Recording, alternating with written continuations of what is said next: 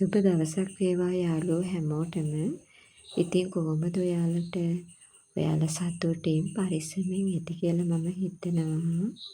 ඉතින් අද නිවාඩු දවසක්. ඔයාලා බලන්නකෝ මම කොහොමද අද උදේවරුව ගත කරන්නේ කියලා. හැමදාම උදේට මේ වගේ මල් ටිකක් කඩලා බුදුන් ඇදලා තමයි මම මගේ දවස පටන් ගන්නෙ. මම අද උදේම කොළ කැඳ ටිකක් හදන්න හිතුවා. බලමුකෝ මම කොහොමද ඒක හැදුවේ කියලා. නිවාඩු දවසට මේ වගේ කොළ කැඳ ටිකක් මම හදන්නේ. මගේ පුතාලා දෙන්න කොළ කන්න කැමතිනේ. ඕක නිසා තමයි උදේ හදන්න ගත්තේ. ඉතින් ඒකට ඕන දේවල් තමයි මේ තියෙන්නේ. මම ගත්ත හාතවාරිය කොළ ටිකක්, ඒ වගේම කරපිංච කොළ ටිකක්, පොල්, ඉඟුරු, සුදු ලූණු. මට කියන්න බැරි වුණානේ. රතු කැකුළු හාල් ටිකකුත් ගන්න ඕන. හාල් ගනිද්දී රතු කැකුළු හාල් ටිකක් ගන්නවා නම් ගොඩාක් හොඳයි. මුලින්ම අපි කරන්න ඕන මේ රතු කැකුළු හාල් ටික බ්ලෙන්ඩර් කප් එකට දාගෙන අවශ්‍ය ප්‍රමාණයට වතුරක් දාගෙන හොඳට බ්ලෙන්ඩ් කරන්න ඕනේ. ඊට පස්සේ ඒක කැඳ හදන භාජනයට දාලා පැත්තකින් තියාගන්නකෝ. ඒකටම දාගන්න තලාගත්ත ඉඟුරු සුදු ලුණු ටික. මට ඔයාලට කියන්න බැරි වුණා අද මම ගත්තේ මේ කොළ වර්ග දෙක වුණාට අපිට කැමති කොළ වර්ගයක් හරි කිහිපයක් හරි අරගෙන මේ විදියට කැඳ හදාගන්න පුළුවන්. ඉතින් මම දන්නවා ඔයාලත් මේ විදියට කැඳ හදනවා කියලා. ඉතින් මම කිව්වේ මේ නොදන්න අයට.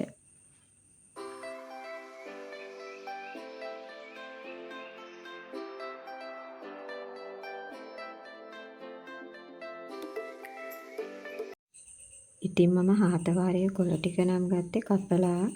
හාතවාරියේ වැලියේ තියෙන දඬු ටික නම් මම ගත්තේ නෑ. ටිකක් හයියයි ඒක. කරපිංච කොළ ටිකයි පොල් බ්ලෙන්ඩර් කප් එකට දාලා අවශ්‍ය ප්‍රමාණයට වතුරක් දාලා බ්ලෙන්ඩ් කරගත්තා.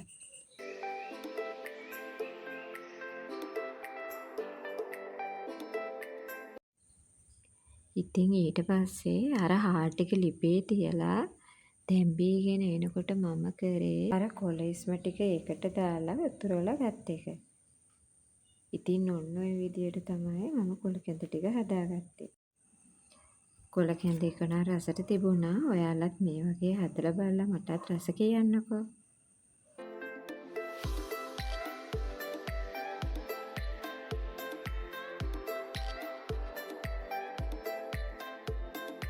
මම උදේට කන්න සෑන්ඩ්විච් ටිකකුත් හදාගත්තා. මම කරේ භාජනයක් ලිප උඩ තියලා ඒක රත් වීගෙන එනකොට ඒකට තෙල් ටිකක් දැම්මා. තෙල් ටික රත් වීගෙන එනකොට ලූණු, මිරිස්, කෑලි මිරිස්, ගම් මිරිස්, රම්පේ, කරපිංච කොළ ටිකක් දැම්මා. ඉතින් මේ ටික බැදීගෙන එනකොට සැමන් ටිකයි, අල ටිකයි දාලා ටිකක් වෙලා තිබ්බා. මේ විදියට සෑන්ඩ්විච් එක මැදට දාන පිලින් එක මම හදාගත්තා.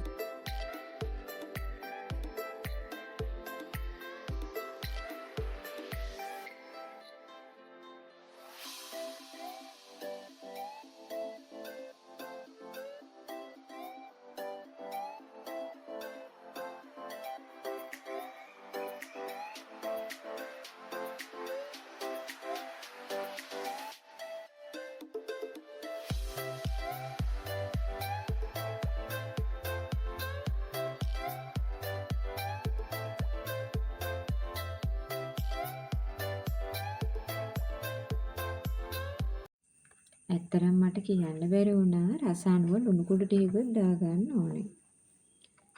දැන් පාන් පෙති දෙක මැදට බටර් ටිකක් දාලා ටෝස්ට් කරලා කන්න තමයි තියෙන්නේ.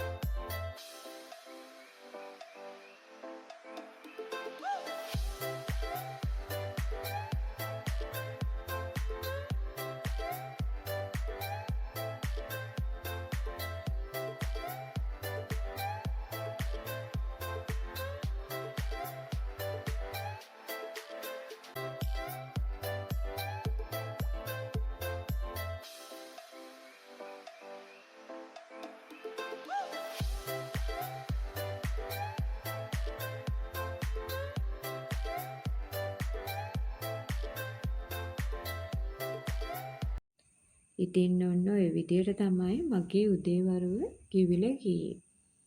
මගේ වීඩියෝ එක ඉවර වෙනකම්ම බැලුවට ඔයාලට ගොඩාක් ස්තුතියි. ඉතින් එහෙනම් ආයෙත් මේ වගේ වීඩියෝ එකකින් නැවත හමු වෙමු. එතකම් පරිස්සමෙන් ඉන්න. ඔයාලා හැමෝටම තෙරුවන් සරණයි.